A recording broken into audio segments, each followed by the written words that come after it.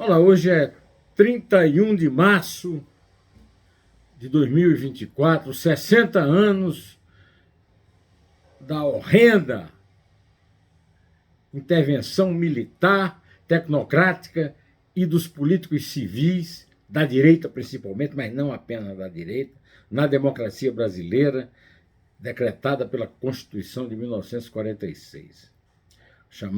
A chamada, mas nunca realizada, Revolução de 1964. Que Deus perdoe aqueles que imaginaram. Né? Bom, meus amigos, 6 dos 38 ministros ignoraram a orientação do presidente Luiz Inácio Lula da Silva, do meio desgoverno que ele divide com Arthur Lira, que determinou que o governo não promovesse manifestações em memória dos 60 anos do golpe militar e fizeram postagens de repúdio ao regime antidemocrático nas redes sociais. Em reunião com auxiliares próximos no início do mês, Lula argumentou que o objetivo do veto era evitar que a data fosse usada para conflagrar o ambiente político do país. O aniversário do golpe é hoje, é neste domingo.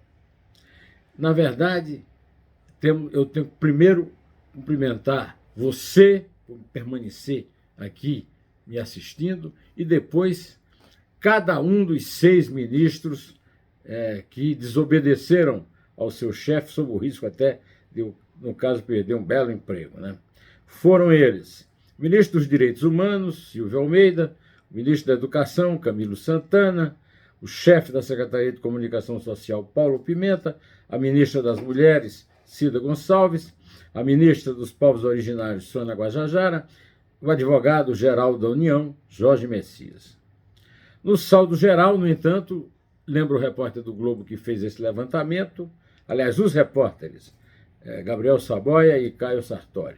No saldo geral, no entanto, o número de ministros que se manifestaram é pequeno, representa menos de 1/5 do total de auxiliares do presidente Lula, do meio presidente do desgoverno Lula, 38, desculpe, ocupantes da esplanada dos ministérios. Quero também cumprimentar José Disseu, que tem insistido muito na lembrança da ditadura, e é o que eu vou fazer aqui. Eu quero mostrar aqui para você um livro no qual eu tratei da relação do Lula com a ditadura, O que Sei de Lula. Esse livro, editado pela Top Books, do Rio de Janeiro, está à venda aí na Amazon Books, na própria editora, nas livrarias, e tem todo o relato dos meus conhecimentos com Lula. Tem 3 capítulos que mostram o seguinte: o pessoal do PT está fazendo assim, uma narrativa de que, olha, o ministro da Fazenda quis contemporizar para não chocar os militares. Mentira! A causa disso aí é que o Lula não gosta e não quer que se saiba que ele não é apenas vítima e aquele que ajudou a derrubar a ditadura, mas também cria da ditadura militar de 64 através de um dos seus maiores artífices, o general Golbery Couto e Silva, homem de confiança do Castelo Branco e depois do Ernesto Geisel. Eu trato disso logo no começo, na apresentação do livro, eu trato desse assunto e eu vou aqui ler para você na página 27, quando eu digo que Lula, o metalúrgico, desdenhava a campanha pela anistia dos exilados pela ditadura militar, que mais tarde comporiam com os militantes da igreja dita progressista, que ele criticou duramente nas entrevistas dos tempos de greve, até que na greve foi por eles acolhido, e com os sindicalistas autênticos, a base inicial do partido pelo qual chegaria à presidência 28 anos depois. Aí eu trato em 3 capítulos do assunto, do qual eu quero citar aqui pelo menos 2, que são fundamentais. Né? Primeiro é o seguinte: o feiticeiro e o aprendiz, capítulo 4, página 115. Nesse capítulo entra um outro artífice, que era o chefe do SNI, general Otávio Aguiar de Medeiros. Sou testemunha, inclusive, que o Lula chegou a receber o coronel Gilberto Zenkner, enviado do general Medeiros, para esclarecer sua postura diante da questão da abertura do Geisel e do Golbery. Eu sempre disse, e repito aqui, e está no livro, neste livro, que o Golbery, o inimigo do Golbery basicamente era Brizola.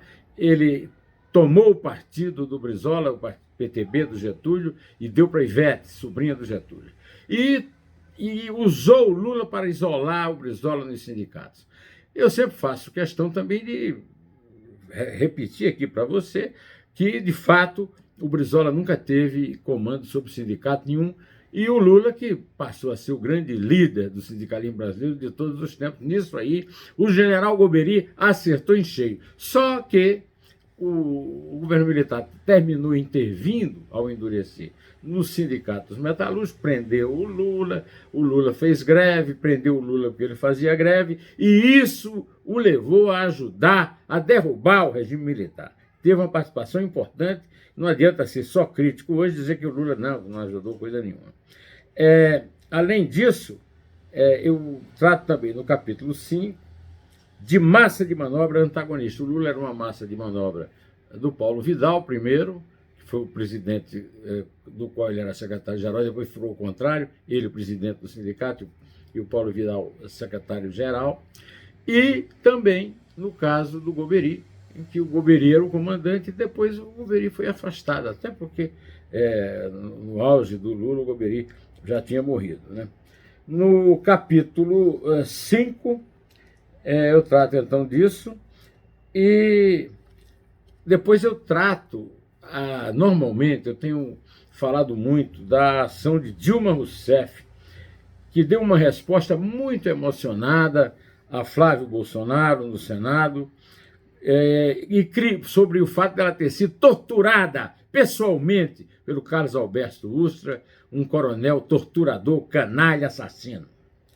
Ela criou a Comissão da Verdade, da qual resultaram momentos relevantes historicamente.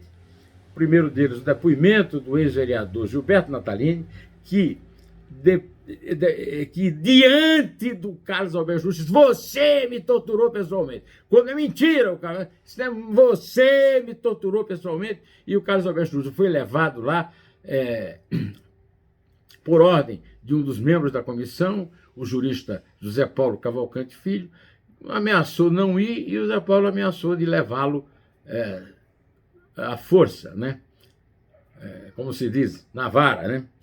Pois bem, além dele, do Zé Paulo, eu tenho também a destacar a figura de Caco Barcelos, o criador e diretor do programa Profissão Repórter na Globo, e da prefeita Luísa Erundina, porque a Comissão da Verdade revelou o cemitério de Perus, na Grande São Paulo, com muitos corpos que foram retirados, mas não foram, na sua enorme maioria, quase totalidade, não foram identificados. Tudo isso porque tinha uma lei da anistia, que para anistiar os guerrilheiros contra o exército, tiveram que anistiar os comandantes que os torturaram. A Dilma foi torturada pessoalmente e fez esse depoimento que eu já lhes falei aqui. Nenhum torturador foi punido por causa da anistia, mas a Comissão da Verdade teve o condão de motivar a descoberta do cemitério de Perus, e eu volto aqui a identificar entre os heróis o Caco Barcelos da Globo. Mas, ainda assim, o silêncio se impôs mais uma vez, graças a atitudes como a de Lula hoje, e poucos foram os corpos identificados. Outro destaque a ser feito é o fato de os comandantes militares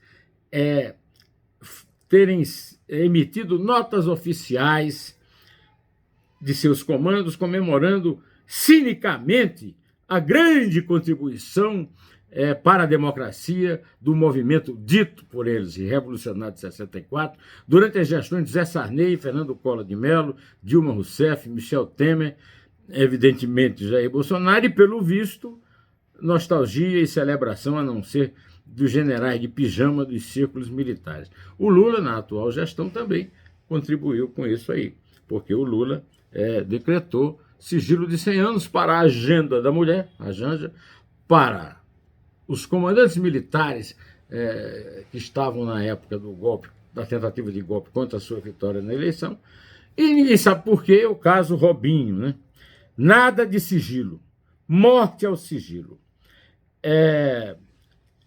Quero também lembrar que nestes 60 anos temos tolerado a indiferença de muitos brasileiros, e a pesquisa da Datafolha mostra isso. É enorme o número de brasileiros que acha que, como diz o Lula, a revolução já passou. Não é assim. Entre os quais, então, o Lula, né, que foi vítima da ditadura de 64 e ajudou a derrubá-la. Chegou a hora de lembrar a todos que certo está o doutor Ulisses Guimarães, o senhor Diretas, na promulgação da Constituição, na Constituinte que ele presidiu, em 5 de outubro de 1998, ele disse: temos ódio à ditadura, ódio e nojo. Bom, meus amigos, vou ficando por aqui, direto ao assunto. Inter.